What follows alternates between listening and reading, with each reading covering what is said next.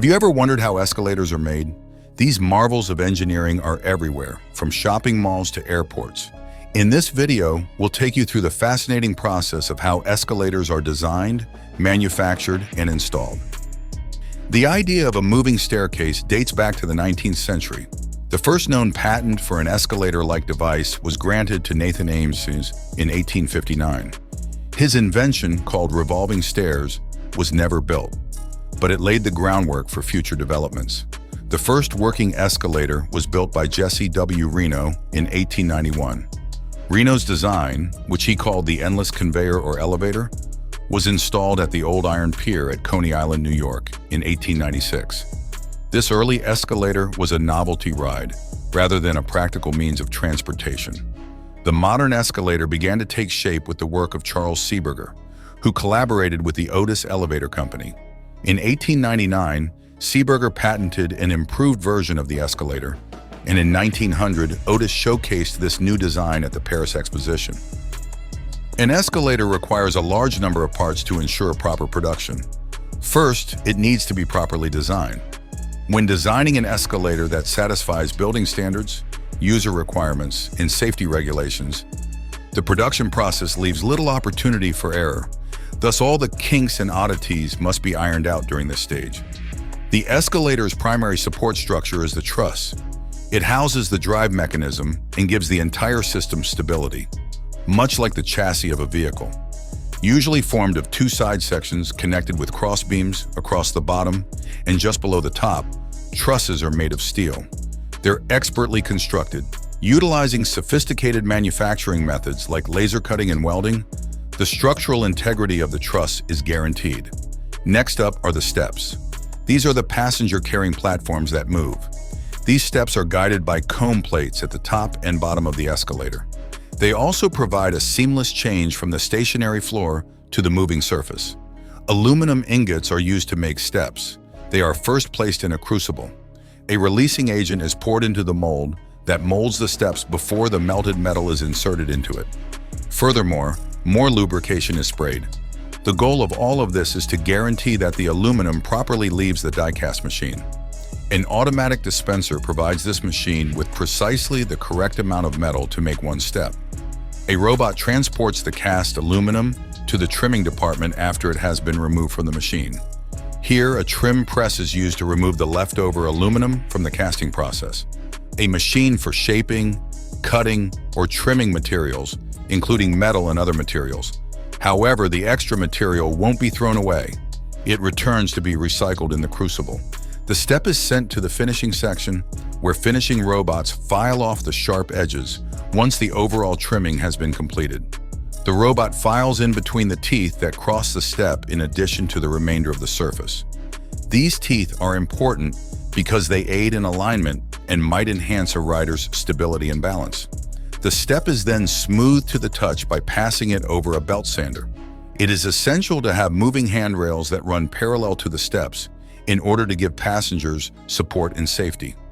The escalator's motor powers these railings, which are composed of sturdy polyurethane or rubber.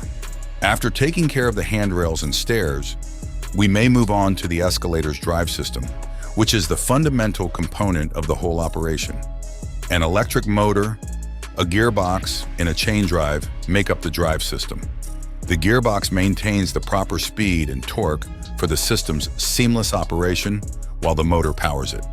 Each of these components is manufactured separately, and quality control checks are conducted to ensure the components meet specifications.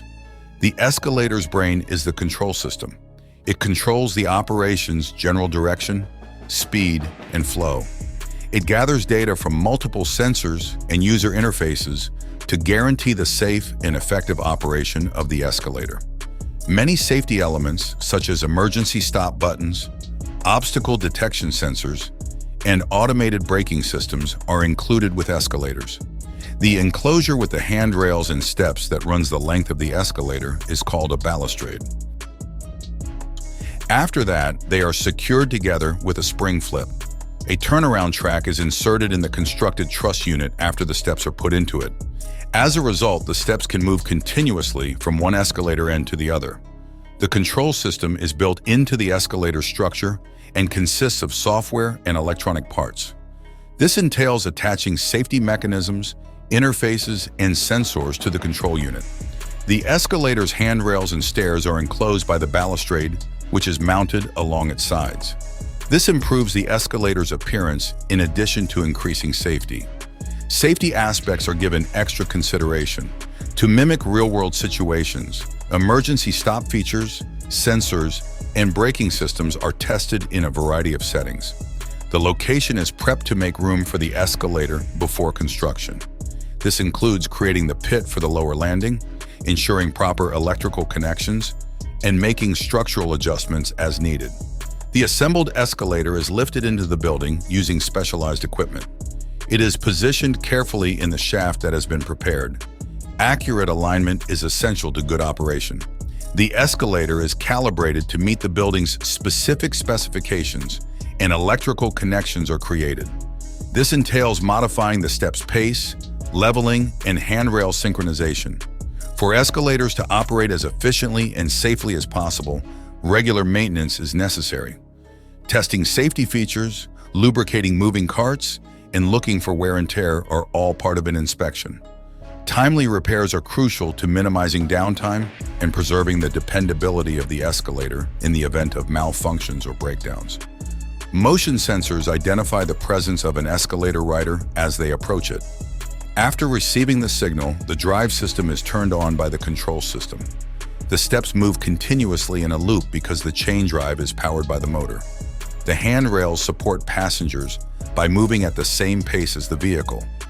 Based on user demand and traffic conditions, the control system adjusts the escalator's speed and direction.